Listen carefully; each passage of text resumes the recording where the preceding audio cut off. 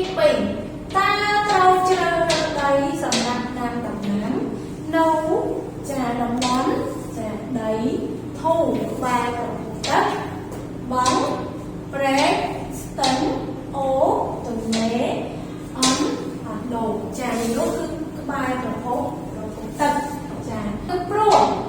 អីបានយើងជ្រើសរើសដីចានៅជិតប្រភពទឹកហ្នឹងចាព្រោះដើម្បីងាយស្រួលក្នុងការយកទឹកទៅស្រោចនិងងាយស្រួលក្នុងការហែទាំចាចឹងអ្នកគ្រូបានបញ្យល់ក្នុងមេរៀនមួយភាសាថាមូលហេតុដែលជ្រើសរើសដីធូរហើយនិងបែបប្រភពទឹកគឺដើម្បីងាយស្រួលក្នុងការស្រោចស្រពហើយនិងថែទាំចាចំណែកទី3ដើម្បីរៀបចំដីសម្រាប់ដាំដំណាំយើងត្រូវចាកាប់ឬភ្ជួររាស់ដីឲ្យបានជ្រៅនិងច្រើនដងច្រើនសាហើយបំបែកដីឲ្យល្អិតទើបធ្វើរបងសម្រាប់ការពារសត្វផ្សេងចាអញ្ចឹងដើម្បីចាំដែរគឺត្រូវកាប់ដីចាភ្ជួរវាឲ្យបានជ្រៅចាហើយចុងក្រោយយើងត្រូវធ្វើរបងការពារសត្វផ្សេងចាចំណែកទី4ដើម្បីដាំដំណាំយើងត្រូវជ្រើសរើសយកពូជណាដែលមានគុណភាពល្អគ្រាប់ពូជសុទ្ធល្អចាគ្រាប់ពូជថ្មីចាគ្រាប់ពូជធំថ្លោមល្អចាអញ្ចឹងដើម្បីដាំដំណាំដែលទទួលបានផលល្អសំខាន់បំផុតមួយទៀតនោះគឺការជ្រើសរើសពូជត្រូវតែជ្រើសរើសពូជណាដែលថ្មីបើកូនអត់ជ្រើសរើសពូជថ្មីគឺអាចដាំទៅអត់ដកចាសុទ្ធចាមួយទៀតគឺធំថ្លោមអញ្ចឹងធ្វើឲ្យដំណាំដែលយើងដាំមកហ្នឹងគឺវានឹងរឹងមាំចាអញ្ចឹងបន្ទាប់ពីចប់សំណួរទាំងនេះចាអ្នកគ្រូក៏មានជាមេរៀនសង្ខេបចាដើម្បីឲ្យកូនងាយស្រួលក្នុងការស្វែងយល់ទៅលើខ្លឹមសារមេរៀនរបស់យើងថ្ងៃនេះឲ្យបានកាន់តែ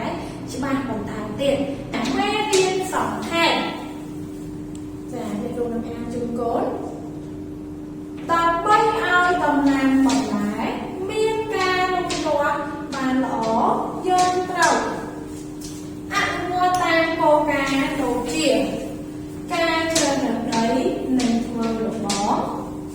ការរៀបចំដីការជ្រើសរើសពូជការដាំការថែទាំនិងគ្រប់គ្រងចាគេត្រូវជ្រើសរើសដីសម្រាប់ដាំដំណាំនៅតំបន់ដីធូរក្បែរប្រភពទឹកចាបឹងព្រែកស្ទឹងអូរទន្លេអណ្ដូងចាដើម្បីងាយស្រួលក្នុងការយកទឹកទៅស្រោចនិងងាយស្រួលក្នុងការថែទាំដើម្បីរៀបចំដីសម្រាប់ដាំដំណាំយើងត្រូវកាប់ឬភ្ជួររាស់ដីឲ្យបានជ្រៅនិងច្រើនដងច្រើនសាហើយបំបែកដីឲ្យល្អិតទៅធ្វើរបងចាយើងត្រូវជ្រើសរើសយកពូជណាដែលមានគុណភាពល្អគ្រាប់ពូជសុទ្ធល្អចាគ្រាប់ពូជថ្មីចាគ្រាប់ពូជធំថ្លោមល្អចាអញ្ចឹងមេរៀនសំខាន់នេះគឺជាជំនួយដល់កូនទាំងអស់គ្នាចាឲ្យកូនទាំងអស់គ្នាបានយល់អំពីខ្លឹមសារមេរៀនរបស់យើងឲ្យបានកាន់តែច្បាស់ជាពិសេសនៅពេលដែលកូនចារំលឹកមេរៀនចាកូនកាន់តែមើលមេរៀនបន្ថែមទៅគឺកូនអាចយល់អំពីខ្លឹមសារមេរៀនដែលយើងសិក្សាបានហើយចាអញ្ចឹងបន្ទាប់ពីចប់មេរៀនសង្ខេបនេះគឺអ្នកគ្រូក៏មានជាសំណួរ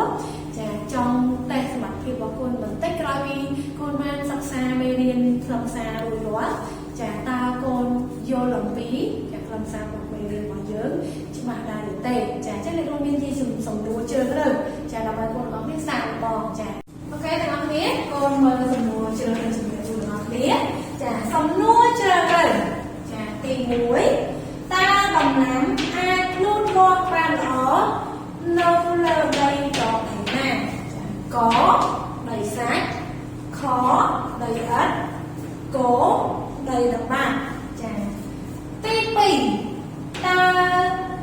ចាសំដៅគេអាចដាំដំណាំត្រកួន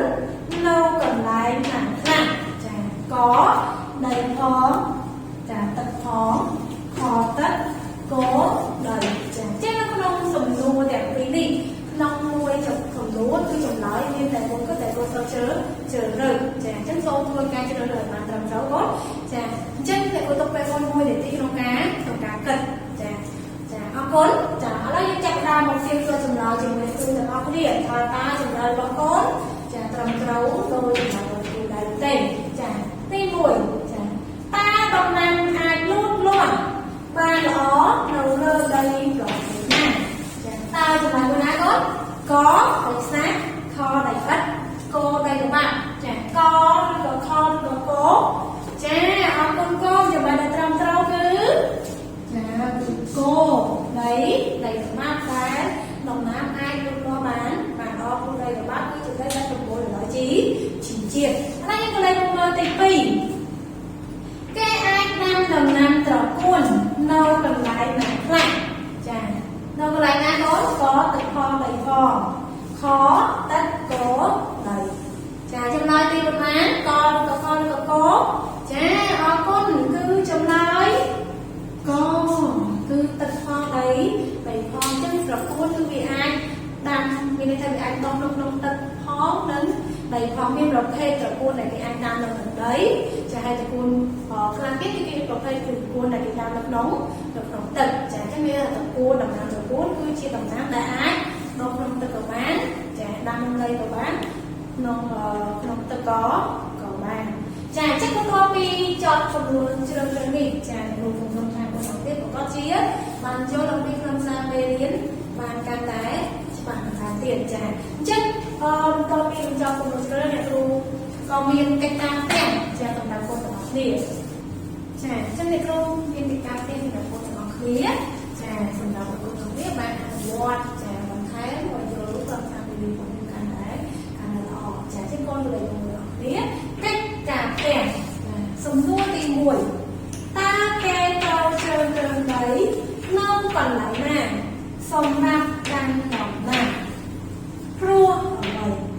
sống mua tìm bình hai đồng ấy ban chia kê trấu sông con bằng lái nấu bê lỗ xiển chà chân hai đấy ban chia kê trấu sông con bằng lái đam con bằng lái nấu bê lỗ xiển còn chà chân thì con mình cam tét pi sống lúa đấy sống đặt cô là học biết đâu ăn được quá tiền chân thì cô sẽ không tham cô là học biết là ăn được quá chà kịch cam tét này học ban trầm trấu chà chu được cô chịu xe cứ cùng lên chà miên hạt lệ kha rồi bọn là chịu bán môn nâng chà vô cô chu được bỏ cốn chà cài lại tụ chà không coi nít chà môn nâng mình chó để được vài nít để luôn miên bật lòng nhớ chà mua chùm luôn rồi càng cô được học nít chà chân sâu cô được học nít khát không liền số chà trong trạm sạp được bố miếng rồi bó này chà rồi bỏ cồn đồng bây giờ thế này là con cồn là mình tụ lại từ chia một con mà nét là chụp cháy miên sờ thó miên đầy đó còn cá đúa đủ nầu trà chung cồn là nét miên sau một kịp đó trà chung điểm nét chụp nét đâu phải